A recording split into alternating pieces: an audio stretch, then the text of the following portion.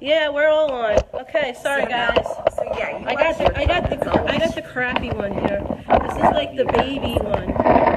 How's no, what? Okay, well we can't fit it, but we got a squishy. I'm not a squishy problem. We're gonna squish. I don't have a squishy Let's problem. all get in this shot together. I don't want to be that close. Push me in. Push me in. Okay, dating doctors. Dating doctors. Okay, we are here today. Well, Ray is in, pretty much. Here, how's that? We good? Well, Ray was in when he was over there on my screen. It's your screen that's the problem. You had to mess with us. Well, hello everyone. Thank you so much for waiting for me, because I was late. And you know why?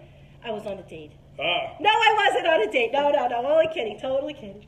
No, I was actually working with a client. So I was going to say you were supposed to be meeting with clients. We're going to have to talk. I was meeting with a client. So, Advantage 80/20, shout out to our company, which is, we're going to do it. We're shouting out.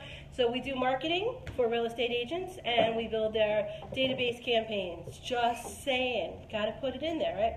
Because we are on company time right now doing the dating doctors. Unlicensed in the state of Florida, giving you questionable advice. Okay? I think my advice is not questionable. Hers is rock solid, so it's just me who's questionable. And we have the legendary, we are so, show your ring. I love this. Check this out, peeps. Look at this. Okay, Can you see that? That is some bling. This is Glacier Ray Lloyd. Okay, Glacier, you got to tell us about you. Please, tell our audience. Well, I met you guys, because we all are in the same neighborhood here in Orlando, Florida, and you've introduced me to some people up here that's the Citrus Club, where we are here in Orlando, Florida, and I've had a pretty interesting career as a professional wrestler for many more years than I care to admit, but also have a master's degree in education, was a school teacher for several years, and out there in the dating game, just like you guys. So. Yeah, how's your love life going? It's you're in the hot seat. You're in the hot seat. Peaks and valleys. He's like, no, I don't want to answer that question. Now, check out Ray's Facebook page, which we're going to put a link to after this, and also check out his Wikipedia. Like, the man has a Wikipedia page, okay? Like, I don't have one. You don't have one. I'm going to make myself one now. Yeah, well, yeah. I need one. I need a Wikipedia page. You hey, have to have Chuck, articles, get on that. You have to have articles and stuff in order to, for you to open a Wikipedia page. Like, you have to be written about. So you just can't, I can write about myself. Oh, you could. We could absolutely. Problem solved. There you go. We could have Steven, our writer, at Advantage 80/20. Plug again. Oh, yeah. So, absolutely. So, Allie, thank you so much. And Allie says, looking fab. Thank you, Allie. Allie McCarroll, she's so wonderful. We love having you. So today, I was thinking about what it is that we should talk about. And some of the topics I thought about was, coming to a place. Last week, to recap, what we talked about was, being ready to be in the dating scene. And that my experience has been that, unfortunately, over the 2 years of my, trying to do this, and I guess I'm practicing, so I'm a practicing doctor of dating, okay, I have been trying to find someone who's actually ready to date, whether it's physically ready to date because they're still married, or they are separated, or they just broke up with their girlfriends, or they are emotionally not ready. They might have been divorced for 2 years. Or they've just sworn off relationships for the rest of their lives. Right.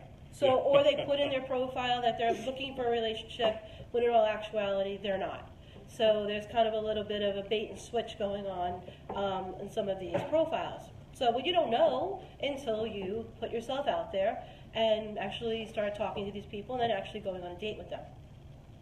So, with that being said, and we talked all about this last week, let's talk about, okay, so how do you emotionally get ready? What does that take? So for me, recently Will Smith came out with a video, and I love, do you watch his stuff? Yeah. Like, Ray's super huge on motivation, and he also himself is a motivational speaker, which he'll talk about as well. He has a really great 7-step program to getting to your goals, and one of them, one of the things that Will Smith talks about, which really ties in well, is love thyself. Self-love. There's a saying, it says you cannot pour from an empty cup. Okay, so you cannot pour into someone else that which you don't have. So if you don't have self-love, you cannot give love to other people. All I got is self-love. Let's be honest here. Virginia loves thyself. I love myself. Quite frequently. Oh, and my little man. You know what I said? Yes, that is also true, though. I can't argue We with can that. say whatever we want. Facebook Can't Live. argue with that.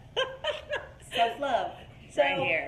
you can take it 2 ways, people. It's double entendre time. Yeah. So, but I'm actually talking about it from the Will Smith video way, where he's talking about, people are damaged, people have things that go on in their lives, and there's baggage, and we've all literally been through sometimes, minefields in our lives. But at some point, we know that if we don't take care of ourselves, we can't possibly at all care for someone else. So maybe that's something you should think about, and people out there should think about when they're trying to go into this dating scene. What are your thoughts, Ray? Yeah. Oh, yeah. I mean, the same thing.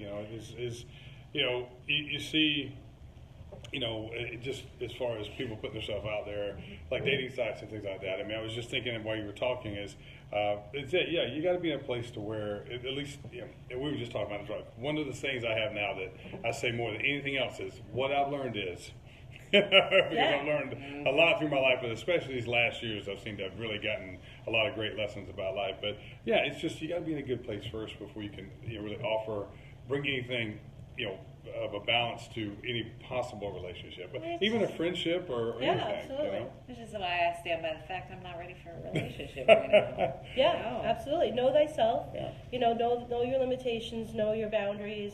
But and I come from this saying that this is not something that is particular to any one person. This is something that we all. When I first started on the dating scene 2 years ago, I absolutely, coming out of a 22-year relationship with my husband, I was not in a situation to be ready for a relationship, and I did not put myself in that. I dated and it's casual and enjoyed myself, but we could look at them. We're splitting time between two cameras because we're double live. Double live. Hi, we have Ed. Oh, hi, Ed. So nice to have you joined us. I'm so sorry we were late. But we are talking about self-love, and you could take that 2 ways. Ha ha. Ha ha ha. But some of us just love to love ourselves. Yeah. There's a song. When I think of you, I touch myself. I didn't say it. Yeah, See, it's okay. I said it. Yeah, she said it. I don't have problems. So do that, Word people. vomit everywhere. That should be your. So people out there, that should be your motto shame. until you're ready. There you go. No shame. Who sings that? Does anyone know? Is it the Divinyls? Who sings it? Something like that, Yeah. Ted would know if Ted was here. Yeah. Ted Bogart is not here today, but He hasn't been here like the past 2 weeks. He ditched us. well, he is a married man of 27 years, so he really doesn't have much to put to this, except. Can I ever escape the 7th level of friend zone hell? No. Uh, No, you cannot escape the Ben zone. Friend zone. Okay, so yeah, how about that? Okay, so we talked about self-love and knowing that you cannot pour from an empty cup. So you have to have your crap together. We can say shit, can't we? You have to have your shit together in order to have any kind of future with anyone. So you got to work on that. Everyone does. So that's one of the things we have to talk about. But going forward, also, so now, you got yourself together. What do? You need to seek out. And this is my advice. Seek out people who are healthy enough to be with you, so that they have self-love. It cannot be where you're. What do you think about that, right? Like, don't you think it should be two people who are totally healthy? need somebody that is their crazy matches my crazy. Well, this is the thing. I had someone tell me Absolutely. once that opposites attract, and then I actually saw a TED Talk, not Ted Bogart, but a TED Talk, a real TEDx, and it talked about that scientifically that makes 0 sense. Right. Because opposites do not attract. Two magnets that are opposite repel each other. Yeah. So that's science. Right. So that is not true. So you need to be not two of the same. You need to be two people that attract each other because you're going to complement each other. And that's what we're looking at these days, hopefully. I know my power. Do you have longer arms than me? No, I don't. Ray does. Ray does. Well, we got a little bit of power I'm here. short. There you go. So you're healthy now, right? You've done all that self-love you discovered. Yeah. Next step is find someone else who did their discovery and is also self-loved and can pour into your cup equally. Yeah. We're talking about equals. It makes total logical sense. Have you ever run into a situation either of you, where the person that you were deciding to pour your energy and attention and focus was somebody who actually maybe needed something other than you? Maybe they needed some kind of help or in a way that you can't couldn't help fix them. someone. Yeah.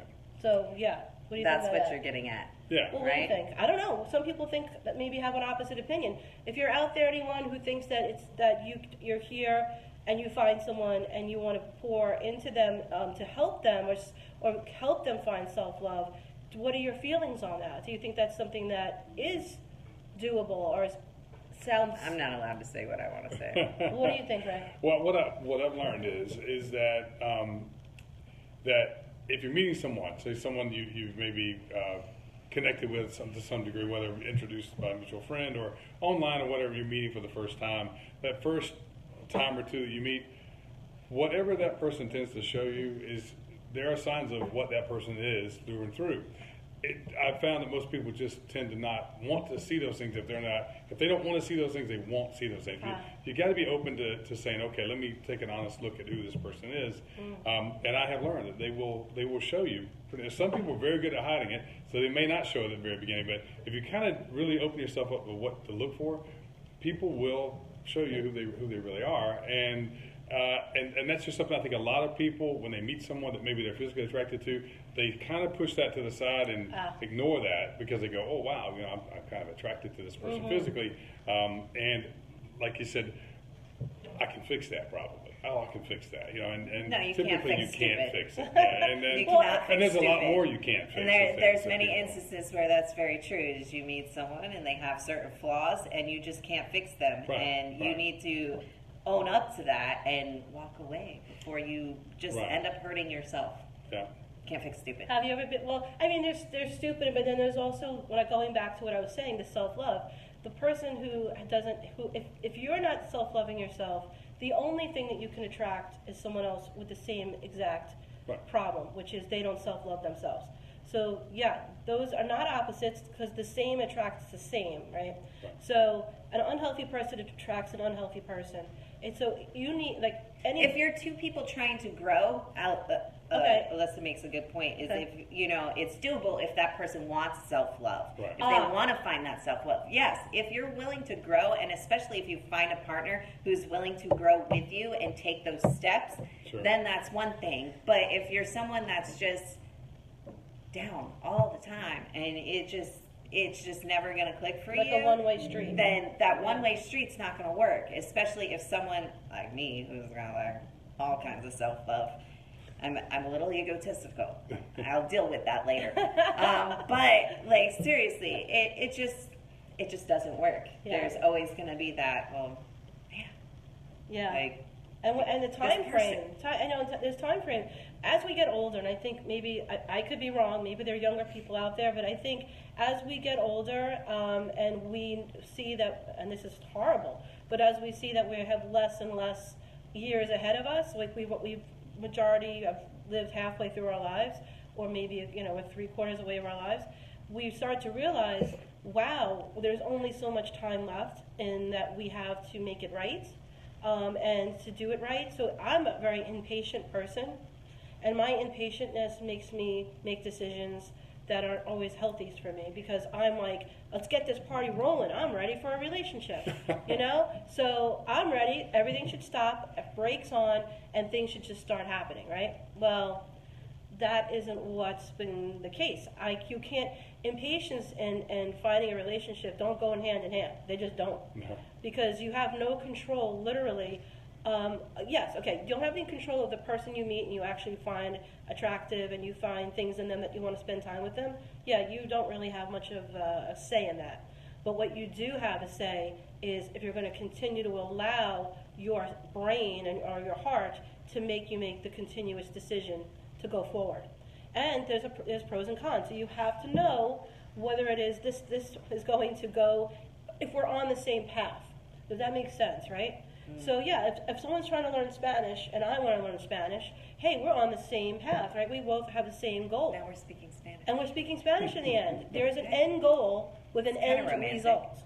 Right? I would have went with French, but right, well, we're French, oui. That's all I know. Well, I know something else, but I'm not going to say.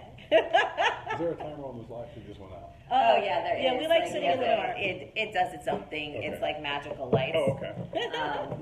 So Ray's going to come save the day. He's gonna figure out the saving light. the day if we have no lights. Just movement. There you No, go. but in all honesty, my self-love is not that serious. I'm not that egotistical. Hence, I know I'm not ready for a relationship because I know there's certain things that I have flaws that I'm nowhere near ready to take on another human being in my life. I already have one little midget that I have to take care of, and that's enough for me at the Yeah, moment. absolutely. So, yes, I do like self-love, but not necessarily. I'm not Well, you all come, with the self-love. you come first. And I think that people think, especially a lot of people who are, really good-hearted people think that if they put themselves first, that's wrong, that it's egocentric. It is the wrong way to do things. But putting yourself first is how you can help in helping someone else become a better person. Yeah. Although that's not your job. So your job is not to make someone else happy or to raise that person like they're your child. It is your job to find a partner who is the word. Look up the definition of partner. That's your assignment. My students, okay, my patients, go and look up the word partner and see what that means. And that's really where you should start. Basically looking up the dictionary.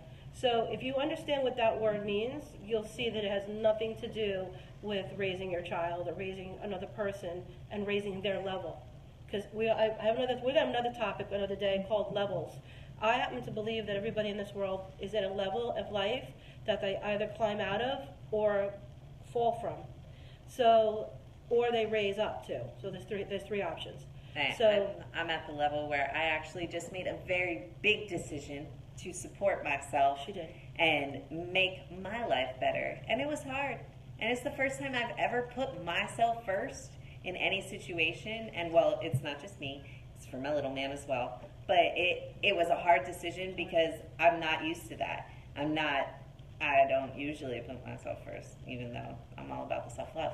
But it's a growing experience, and you gotta live through it and understand before you even, like I said, I'm not ready for a relationship. I can admit that. I am nowhere close to no. Yeah. But some people have been waiting a while to find somebody that's going to make them happy. And No one's going to make you happy but you. But you, yes. This is the I'm thing. going to be happy with you. Happy with together. you. Together. Look up that word. Okay? These are things our English language gives us that we fail to use properly. It's a human error of ours. So our lesson today are from the doctors, and we have our Dr. Lloyd, Dr. Sandoval, Dr. Womack. I'm here at your service. We are just giving you some questionable advice. So, yeah, question us. Question yourself. Go deep. Start to think about what it is that you want in your life. And then be solid on it and don't waver, because you're not here to make someone else happy. You're not here to cure anybody. Mm-hmm. Neither are us, we doctors. We're just here to give suggestions. Doctors give prescriptions. They don't give cures. Okay? So yeah, I know, I'm pretty good. So let me tell you something. Think of it that way in your life as well. You are not here to cure someone, because that is not possible.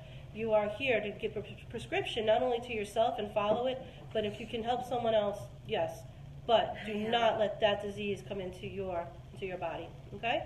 So that's our show for today, I think. Unless we have anybody want to. Ray, what would you like to say about the main event mindset?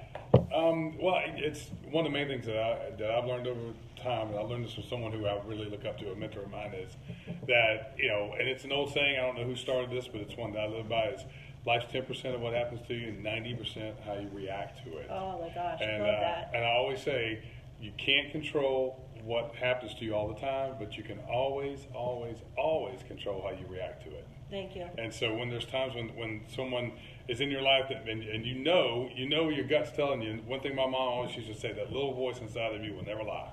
And we choose to listen to it or not. And if that little voice is telling you this is someone that you should pursue, even though maybe it doesn't seem like a natural fit, at least, go down that path a little bit just to see, be open. But also, on the other side, if your little voice is telling you this is really not the road you need to be going down, I don't care how hot you think this person is or how good the physical part may be or whatever, you need to listen to that too, because if you don't, it will come back to haunt you somewhere down the road. Because it's a survival instinct. Yeah, it is. That's what, that's, if you don't believe in God or whatever you believe in, it's something that you were given as a caveman to evolve to survive. Right. So if you're not listening to that little voice, you are not surviving. You're just dying a little bit. Seriously, we got really deep.